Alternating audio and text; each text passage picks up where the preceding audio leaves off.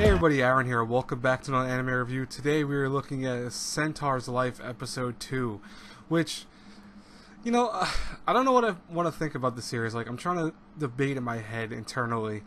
Do I like this show or do I really hate it? I don't think there's a middle ground either.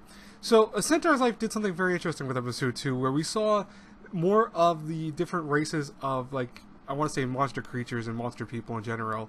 And we see, like, for example, we see the mer people, which, their whole school has to be set in a certain way for them to be able to even maneuver around, like, into classes where, because they don't have, like, regular fins, per se, they kind of look reminiscent, as the Centaur says, to snakes. But they have to be able to, like, bounce through the water slightly as they move around to keep their bodies upright. So, the school is half leveled by water. And that was interesting to see kind of, like, these different races and different things that they're going through. At the same time, we also see a darker element to the show, which I was very surprised at. And this is something I was talking to one of my friends about recently, where A Centaur's Life, I almost think it's going to edge on a very dark side eventually. Because we see that already there's kind of this I want to say, bullying that goes on between the different races. And that's more so, like, for example, near the end of the episode, we have a cat person holding one of the merfolks, and they seem like they're friends, maybe possibly even more at one point. But right away the other monster creatures went, "Oh, that must be so great for you. You get to be carried around, like, all over the place, and you get to treat him like this and that." And she kind of, like, hesitated about it, and he was trying to say, like, "No, it's not a big deal for me, really." But you already see that kind of bullying and that concept applied also to the very beginning stages too, where we're looking at the different races and how they perceive themselves in, like, the fashion magazines, when the one girl was holding it and looking at the one centaur that was modeling that reminded her of her friend, the main girl.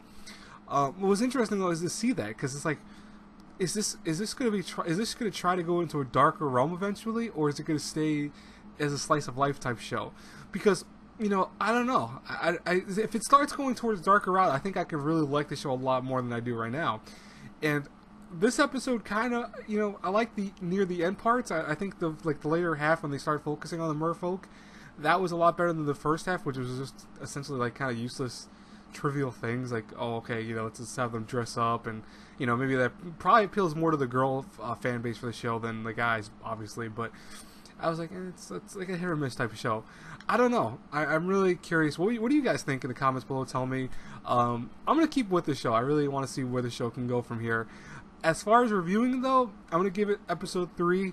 If the show isn't that much better by episode 3, and I really don't like it that much, I probably will stop reviewing it. I will have a full series review, because I will watch it on the side when the show ends, so don't worry about that. It's not going to stop forgetting. I'm going to forget about it completely. I will have the full series review out, but we'll see what happens. If you guys want me to keep going, be sure to hit that support button in any way possible. I will talk to you guys later. Have a great, blessed day, everyone. Fate Apocrypha is probably not going to be out until later tonight, so yeah, I probably won't have it until out later tonight, unfortunately, because I'm going to probably go to sleep for a little while. I'll talk to you guys later. Have a great, brilliant day, everyone. God bless you all. If I don't see you in my next review, bye-bye.